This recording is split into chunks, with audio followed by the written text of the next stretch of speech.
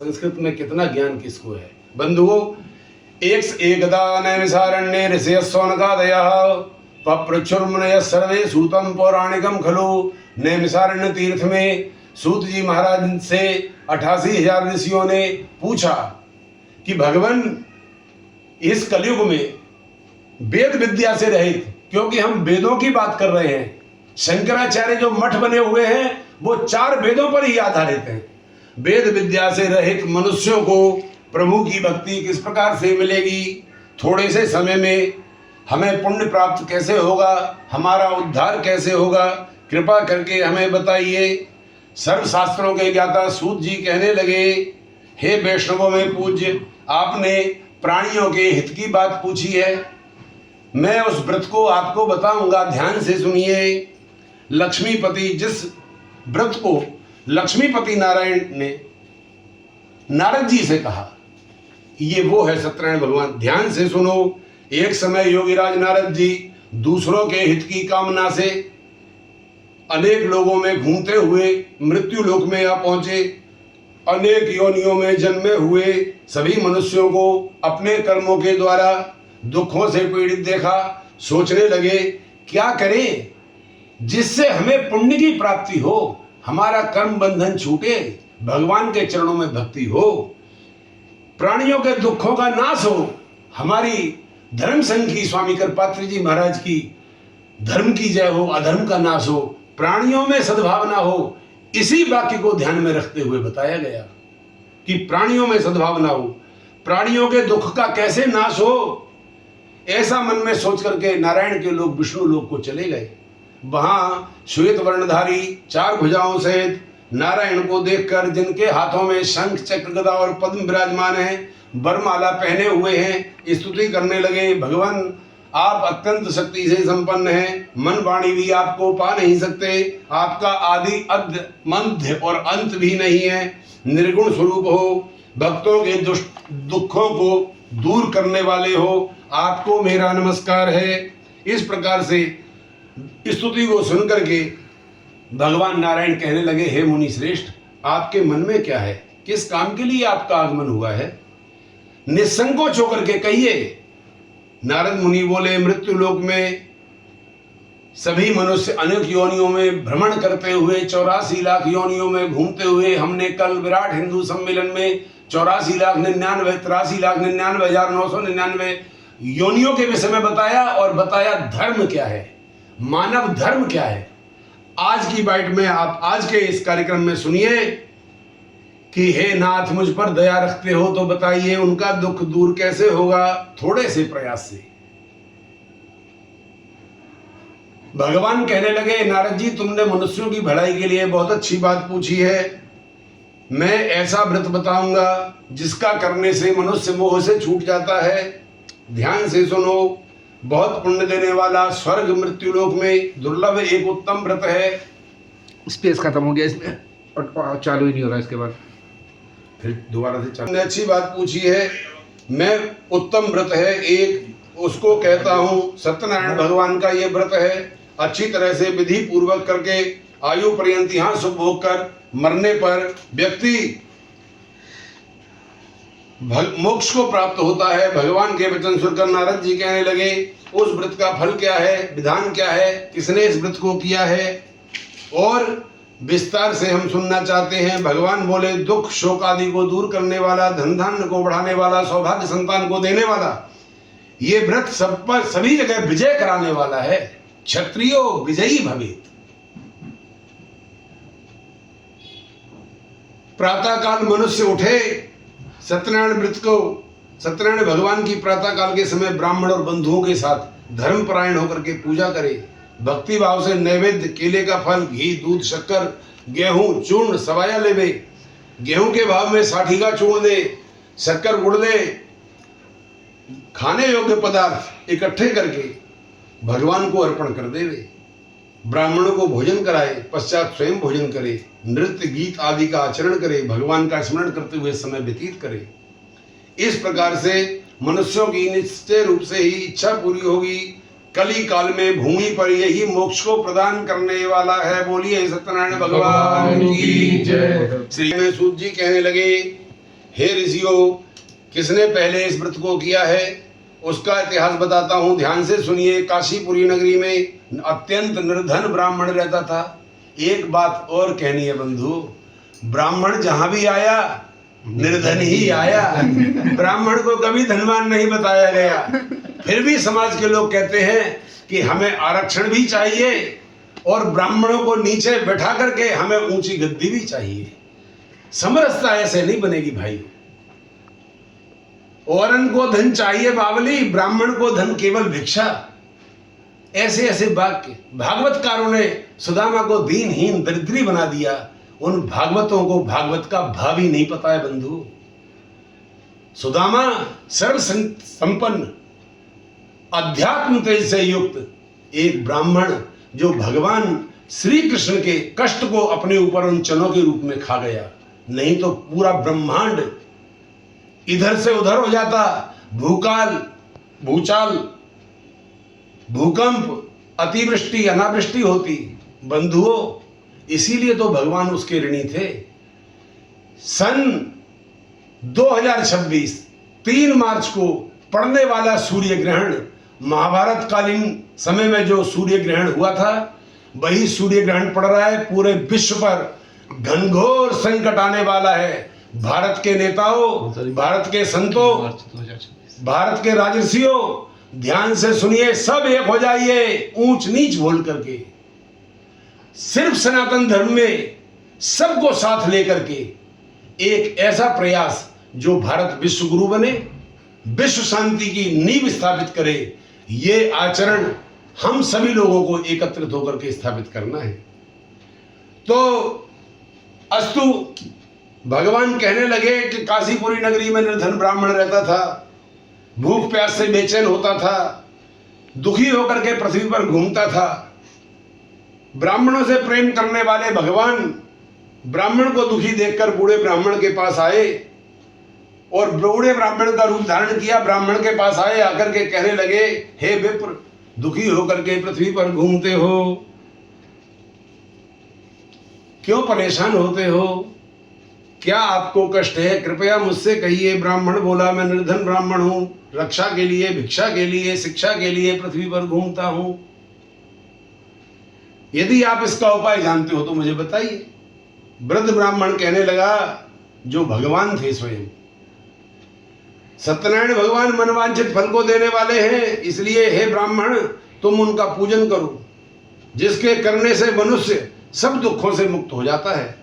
ब्राह्मण को व्रत का सारा विधान बतलाकर बूढ़े ब्राह्मण का रूप धारण करने वाले भगवान सत्यनारायण अंतर ध्यान हो गए।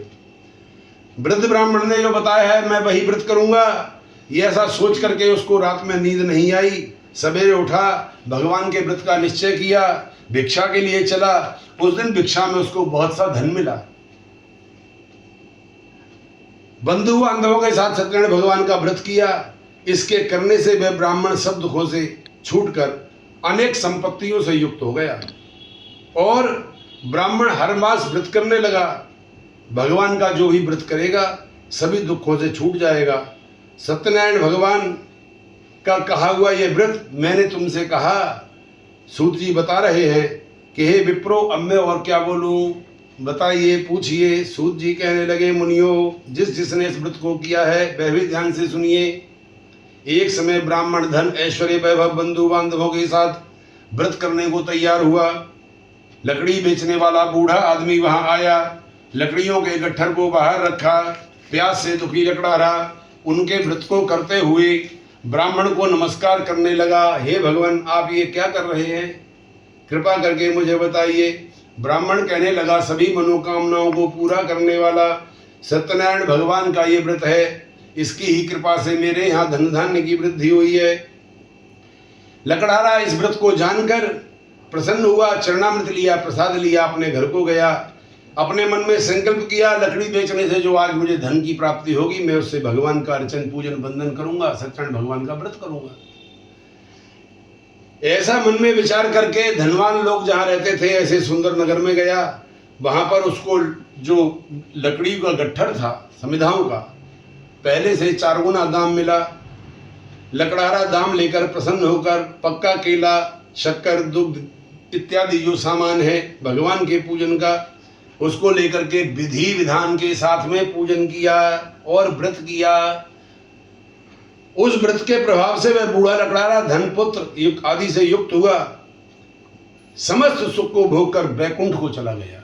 बंधुओं, भगवान गीता में कहते हैं, हे अर्जुन, यह शास्त्र विधि मुत्सृज्य वर्तते काम कारतः न स सिद्धिमवाप्नोति न सुखम न पराम गतिम।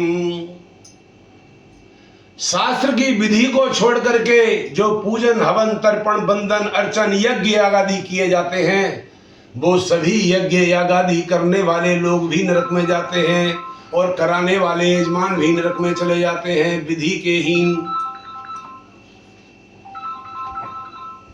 न स सिद्धिमवाप्नोति, ऐसे व्यक्ति को ना तो सिद्धि मिलती है, कहते हैं ना सिद्धि, इसको बगलामुखी की सिद्धि है, इसको भैरव की सिद्धि है, इसको हनुमान जी की सिद्धि है। न सुखम, ना ही सुख की प्राप्ति होती है, न पराम गतिम, मरने के बाद उसका परलोक भी बिगड़ जाता है। तो इसीलिए यहां विधि की बात कही गई है, विधि पूर्वक।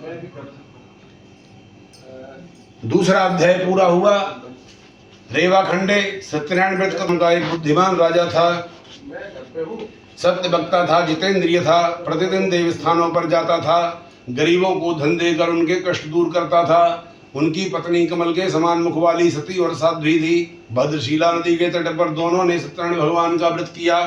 उस समय वहां एक साधु वैश्य आया, उसके पास व्यापार करने के लिए बहुत सा धन था। नाव को किनारे पर ठहरा कर पास में आ गया, राजा को व्रत करते हुए देखा, विनय पूर्वक पूछने लगा, भक्ति युक्त से आप क्या कर रहे हैं? मेरी सुनने की इच्छा है, कृपया मुझे बताइए। राजा बोला, मैं अपने बंधु बांधवों के साथ पुत्र आदि की प्राप्ति के लिए महाशक्तिवान सत्यनारायण भगवान का व्रत और पूजन कर रहा हूँ। राजा के वचन सुनकर साधु आदर के साथ कहने लगा, हे राजन, मुझसे इसका संविधान कहो, मैं भी आपको कथनानुसार इस व्रत को करूंगा। मुझे कोई संतान नहीं है, इससे निश्चय ही होगी, मेरे मन में दृढ़ विश्वास है। राजा सब विधि विधान सुनकर व्यापार से निवृत्त हो गया, आनंद के साथ घर गया। साधु के साथ अपनी स्त्री को संतान देने वाले उस व्रत का समाचार सुनाया। जब मेरे संतान होगी तब मैं उत्तम व्रत को करूंगा। साधु ने ऐसे वचन अपनी स्त्री लीलावती से कहे। एक दिन लीलावती पति के साथ आनंदित होकर के धर्म में प्रवृत्त होकर के सांसारिक धर्म में सत्यनारायण भगवान की कृपा से गर्भवती हो गई। उसके 10वें महीने में एक सुंदर कन्या का जन्म हुआ। दिनों दिन बढ़ने लगी, शुक्ल पक्ष का चंद्रमा बढ़ता है, कन्या का नाम कलावती रखा गया। लीलावती ने मीठे शब्दों में अपने पति से कहा, आप सत्यनारायण भगवान का व्रत कीजिए। साधु बोला, इसकी शादी पर करूंगा पत्नी से। पत्नी की बात को नहीं माना। एक बात और बंधु, विपत्तेर बुद्धिदात्री च या भार्या सा मनोरमा। धर्म पत्नी सबसे बड़ी मित्र है और विपत्ति में ऐसा सलाह देती है। जो लोग अपनी पत्नी का सम्मान करते हैं, उसको धर्म पत्नी मानते हैं, उनके जीवन में कभी भी विघ्न बाधाएं नहीं आती। यानी महिलाओं का सम्मान सर्वोपरि है, क्योंकि तुम्हें माता च पिता तुम्हें वो भगवान यदि कही है तो सबसे पहले मां के रूप में है। बंधुओं, बंधु बांधवों के साथ उसने योग्य वर तलाश किया, अपनी पुत्री का विवाह कर दिया। मैं कथा को विस्तार नहीं दे रहा हूं, नहीं तो 4 घंटे ये कथा ही चलती रहेगी। लेकिन व्रत को करना भूल गया। भगवान क्रोधित हो गए, उन्होंने श्राप दिया, तुमको दारुण दुख की प्राप्ति होगी। अपने कार्य में कुशल जो साधु वैश्य था, जामाता सहित समुद्र के समीप रतनपुर नाम के नगर में गया। ससुर जमाई दोनों चंद्रकेतु राजा के यहाँ उस नगर में व्यापार करने लगे, जहां भगवान सत्यनारायण की माया से प्रेरित कोई चोर राजा के धन को चुरा के भाग रहा था। राजा के दूतों को आकर के देख करके चोर ने भागते हुए अपना धन वो वैश्य साधु और उसका जो जमाई जामाता था उनकी नाव में छुपा दिया। जब राजा के सैनिक आए चंद्रकेतु के, उन्होंने तलाशी ली, चोर भाग गए, देखा नाव में धन है। दोनों को, जामाता और ससुर को पकड़ करके राजा के दरबार में पेश कर दिया। महाराज, ये हम 2 चोर पकड़ के लाए हैं, कृपा करके इनका उचित दंड दीजिए। राजा ने उनको कठोर कारावास में डाल दिया, उनका सब धन छीन लिया। सत्यनारायण भगवान के द्वारा, श्राप के द्वारा उनकी पत्नी भी घर पर बहुत दुखी हुई। घर में जो धन रखा था वो चोर चुरा के चले गए। मानसिक, शारीरिक, आर्थिक सभी प्रकार की पीड़ा, भूख प्यास, दुखित होकर अन्न की चिंता में कलावती एक ब्राह्मण के घर में गई, जहां उसने सत्यनारायण भगवान की व्रत को और कथा का श्रवण किया, पूजन किया और प्रसाद लेकर के रात में देर रात अपने घर पर पहुंची। कलावती की माता लीलावती कहने लगी, बेटी इतनी देर तक घर पर आई हो, तुम्हारे मन में क्या है? कहीं कोई कुसंस्कार तो जागृत नहीं हो गया? कलावती कहने लगी, माता जी मैंने एक ब्राह्मण के घर में भगवान का व्रत होते हुए देखा है, मैं वहीं रुक गई थी। लीलावती को ध्यान आ गया, तुम्हारे पिताजी ने तुम्हारे जन्म के समय से पहले ही भगवान के व्रत को संकल्प किया था, तुम्हारे जन्म के बाद नहीं किया, विवाह के बाद नहीं किया। अब दोनों माता और बेटी ने संकल्प किया मानसिक कि हमारे पति दोनों के ससुर और जमाई सकुशल घर वापस आ जाएं, हम सत्यनारायण भगवान का व्रत करेंगे। इस प्रकार से जब ही संकल्प हुआ त्यों ही भगवान श्रीमन नारायण राजा चंद्रकेतु के स्वप्न में आ गए। आके कहने लगे कि तुमने जिन दोनों चोरों को पकड़ा है ये चोर नहीं है, इनको क्षमा कर दीजिए, इनको ससम्मान इनके नगर में विदा कर दीजिए, नहीं तो राजन तुम्हारे संपूर्ण राज्य का विनाश कर दूंगा। राजा चंद्रकेतु ने अपना स्वप्न मंत्रियों को सुनाया, दोनों को कारावास से निकलवाया, क्षौर कर्म कराया, सुंदर सजाया। जितना धन लिया था राजा ने दंड के रूप में उसका 4 गुना वापस कर दिया। क्षमा याचना की, देवताओं, वैश्यों, व्यापारियों, हमसे गलती हो गई है, हमें क्षमा कर दीजिए। दोनों लोग अपने नगर को चलने लगे। ये रेवाखंडे सत्यनारायण व्रत कथायाम तृतीयोत्सवः। बोलिए सत्यनारायण भगवान की जय। ने मंगलाचार करके यात्रा आरंभ कर दी, अपने नगर को चल दिया। थोड़ी दूर निकलने पर दंडी वेशधारी भगवान सत्यनारायण वहां पर आ गए। बंधुओं, आज समाज में और कुंभ में, वहां माघ मेले में बहुत अशांति, ऐसा लग रहा है कोई तीर्थ करने आ ही नहीं रहा है, सब राजनीति चमकाने आए हुए हैं। सब पद, गरिमा, अपनी पालकी, अपनी गाड़ियां वो दिखाने के लिए आए हुए हैं।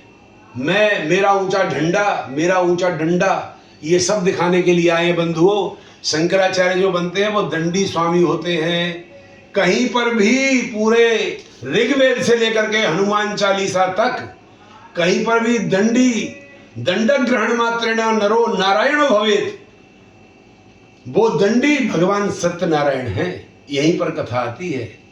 ऐसे होते हैं दंडी सन्यासी जो सत्यनारायण भगवान, सन्यासियों और सभी शंकराचार्यों जिस प्रकार से दंडी वेशधारी भगवान सत्यनारायण ब्राह्मण के रूप में दंडी वेशधारी धारण करके राजा वैश्य के यहाँ आ गए और पूछने लगे, हे वैश्य, तुम्हारी इस नाव में क्या है? उन्होंने कहा, महाराज धन लेने की इच्छा है, लालच। हमारे जगत गुरु शंकराचार्य परम पूज्य प्रातः स्मरणीय स्वामी श्री राजेश्वराश्रम जी महाराज, मैं उनका एक प्रवचन सुन रहा था, कह रहे थे कोई सनातन की तो बात ही नहीं कर रहा है, सब लोग टनाटन की बात कर रहे हैं, सब लोग टनाटन की बात कर रहे हैं। देशवासियों, टनाटन से काम नहीं चलेगा, सनातन से ही काम चलेगा। और सनातन सप्तऋषि अखाड़ा बनाने वालों, सनातन से काम चलेगा, टनाटन में बहुत घूम लिए। अब कहना यह है कि जो ही राजा ने कहा कि आपकी धन लेने की इच्छा है, मेरी नाव में बेलपत्र भरे हुए हैं, तुलसी पत्र भरे हुए हैं, पेड़ों के पत्ते भरे हुए हैं, त्यों ही भगवान दंडी वेशधारी, दंडी क्या होता है ध्यान से सुनिए। दंडी वेशधारी भगवान ने कहा तथास्तु, ये होता है संत की और दंडी की ताकत। नारायण उसके चरणों में सिर रखते हैं, इसीलिए उनको दंडी होते हैं, शंकराचार्य होते हैं। लेकिन जब हम प्रणाम करते हैं तो नमो नारायण कहते हैं, जब वो आशीर्वाद देते हैं तो नारायण नारायण कहते हैं। तप के द्वारा अपनी वाणी में बल पैदा कीजिए, जो आप कहें सरकार को मानना पड़े। जनता आप में तप बल नहीं है महाराज, सिर्फ दिखावा दिखावा। एम्पायर अधिक नहीं कहना चाहता, क्योंकि गुरु लोग कहेंगे कि उग्र नहीं होना है, प्रेम नारायण है, प्रेम से ही बात करनी है। बोलिए सत्यनारायण भगवान की जय। नाव में जब भगवान ने कहा तथास्तु, दंडी स्वामी चले गए। जाकर के पेड़ के नीचे, कुटिया के नीचे उन्होंने आसन जमा लिया, समाधि में चले गए। वैश्य ने और उसके जामाता ने, जमाई ने देखा कि नाव जो है ना ऊपर को उठी हुई है। चेक किया, देखा नाव में बेल पत्र भरे हुए हैं। दंडी महाराज जमाता कहने लगा, हे ससुर जी, दंडी भगवान जो आए थे उनका श्राप है, तुमने उनसे झूठ क्यों बोला? जब संत की वाणी में दम होगा तो राजा या प्रजा उससे झूठ बोलेगी, उसका तुरंत निर्णय देगा। उसकी जुबान में इतनी वाणी होनी चाहिए। एका शब्दः सुप्रयुक्तः सम्यक ज्ञातः स स्वर्गे लोके कामधुक् भवति। एक शब्द, कोई भी एक अक्षर अपने अंदर ब्रह्म ज्ञान का पैदा तो करो, फिर देखो आपकी वाणी में कितना दम आता है। बंधुओं, साधु वैश्य जाकर के चरणों में पड़ गया, नाक रगड़ने लगा, मत्था टेकने लगा, भगवान मुझसे भूल हो गई, क्षमा करो, मैं आपको पहचान नहीं पाया। भगवान ने कहा, तू बार बार मेरी पूजा से, मेरे व्रत से विमुख हुआ है, विधिहीन तूने आचरण किया है। विधिहीन यज्ञ करने वालों नरक में जाओगे, कराने वालों नरक में जाओगे। जब तक आपके पुण्य फल टनाटन के चल रहे हैं, जो पूर्व जन्मों का संचय आपने किया हुआ है, जन्मों का जिससे धन चल रहा है, अन्यायोपार्जितम द्रव्यम 10 वर्षाणि तिष्ठति प्राप्ते एकादशे वर्षे समूलम च विनश्यति। आप श्री राम जय राम जय जय राम हो जाएंगे और बाद में नारायण नारायण हो जाएंगे। ये ध्यान रखना। बंधुओं, जाकर के पैर पकड़े, भगवान ने फिर से क्षमा कर दिया। जा तथास्तु, जो के त्यों तेरी नाव में बेलपत्र भर जाएं। बेलपत्र की जगह धन संपत्ति, वैभव, ऐश्वर्य, मोहर, सर्फी, हीरा जवाहरात, सब सामान संपत्ति से परिपूर्ण हो गई नाव। क्षमा याचना करते हुए, मैं आपका व्रत करूंगा, पूजन करूंगा, चल दिया। आने लगा, उसके घर में कलावती पुत्री और लीलावती माँ दोनों भगवान का पूजन कर रही थी। उन्हीं की कृपा से दोनों वापस आ रहे थे।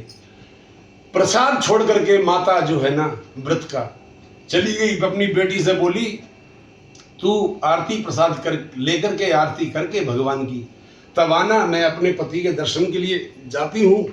भगवान फिर से क्रोधित हो गए प्रसाद के छोड़ देने पर। प्रसादस्तु प्रसन्नता, प्रसादस्तु प्रसन्नता। यदि जीवन में सुख चाहो, खुश रहो, तो भगवान का प्रसाद उसको छोड़ो नहीं, उसको सिर पे धारण करो, मुख में धारण करो। भगवान ने नाव को डुबो दिया, फिर लीला के द्वारा, आकाशवाणी के द्वारा रोने लगी। आकाशवाणी हुई, तुम कलावती हमारे प्रसाद को छोड़ करके चली आई हो, इसीलिए तुमको ये दारुण दुख प्राप्त हुआ है। जाकर के पुनः प्रसाद ग्रहण करो, तब आपको आपके पति देव मिलेंगे। अस्तु, सब कुछ हो गया, प्रसाद ग्रहण किया। दोबारा से जामाता अपने नगर में आ गए। धन धान्य से पूर्ण होते हुए सुख संपत्ति से पूर्ण होते हुए, भगवान सत्यनारायण का व्रत करते हुए, भगवान सत्यनारायण की पूजा करते हुए और भगवान का आशीर्वाद ग्रहण करते हुए राजयोग, राजभोग, राज सामग्री, राज्य लक्ष्मी का वैभव, ऐश्वर्य भोग करने लगे। जिन्होंने पहले इस व्रत को किया है उनके दूसरे जन्म की कथा आती है।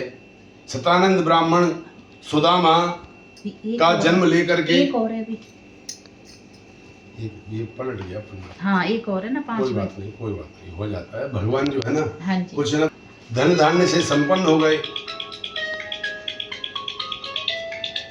क्षमा याचना की, पूजन करने लगा और अंत में पृथ्वी के समस्त सुख को भोग करके स्वर्गलोक को चला गया। रेवाखंडे सत्यनारायण व्रत कथायाम चतुर्थोत्सवः। सत्यनारायण भगवान की जय। सूत जी कहने लगे, हे ऋषियों, और भी कथा कहता हूँ, ध्यान से सुनिए। प्रजा पालन में लीन तुंगध्वज नाम का एक राजा था। भगवान का प्रसाद त्यागा, बहुत दुख पाया। एक समय में वन में जाकर पशुओं को हिंसा करते हुए, शिकार खेलते हुए वहां उसने देखा ग्वाल वाले भक्ति कर रहे हैं, भगवान का पूजन कर रहे हैं।